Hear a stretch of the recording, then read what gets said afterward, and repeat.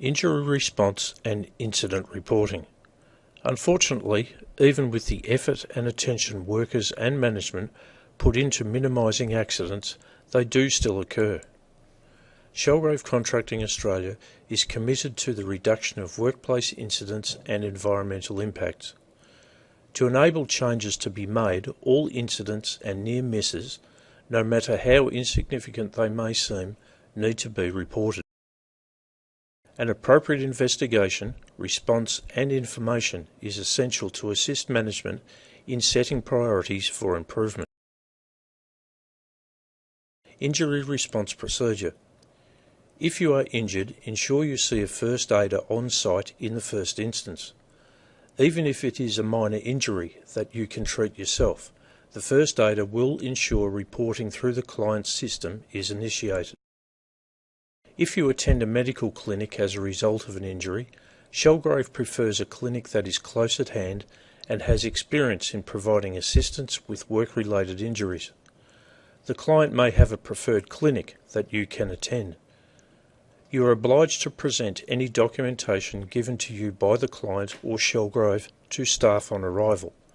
This may be providing the treating doctor with information on the work environment and/or alternate duties that could be offered. If it is believed that medical attention is required at a hospital emergency department, you will need to take the advice of the first aider and subsequent medical staff. The reporting procedure. Your Shelgrave area representative must also be notified.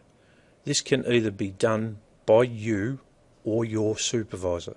It is important that Shelgrave is notified as soon as possible so actions can be taken immediately to prevent recurrence. If you are not able to make the call, get someone to call for you. If you are injured during a night shift, still call or have someone call your Shelgrave area representative if you are attending a clinic or hospital emergency department. If the injury is minor, simply text your Shelgrave area representative stating that you have had a minor injury, the type of injury and the time it happened. This provides you with the assurance that the validity of your injury occurring at work is not questioned by anyone. Incident reports. The client will require an incident or accident report to be completed and lodged with them. You have an obligation to do this as soon as possible. You also have an obligation to complete a Shelgrave incident report as soon as possible with your Shelgrave area representative. This report is comprised of 3 parts. Part A, initial report and description of events.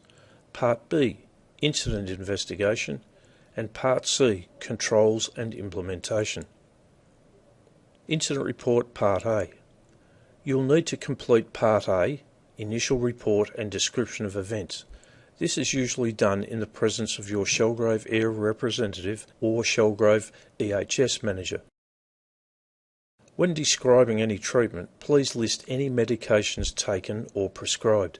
This assists us in determining the injury classification.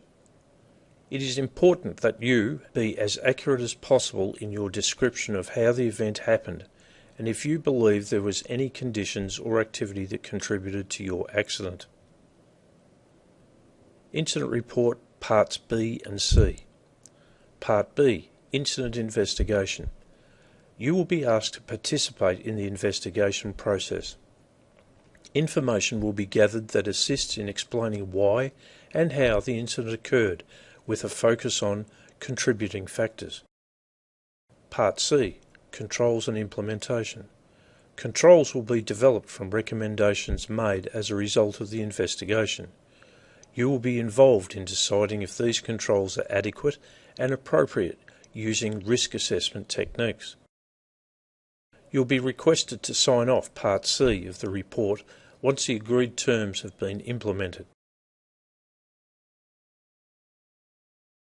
Incidents are not always injuries. An incident could also be an event that includes one or more of the following: a near miss, hazardous condition, bullying and harassment, or and environmental events such as a chemical spill. In situations where any of the above events have occurred, a Shellgrove incident report must be completed even if the client does not require one. The same Shellgrove report form, FO26, is used in all cases.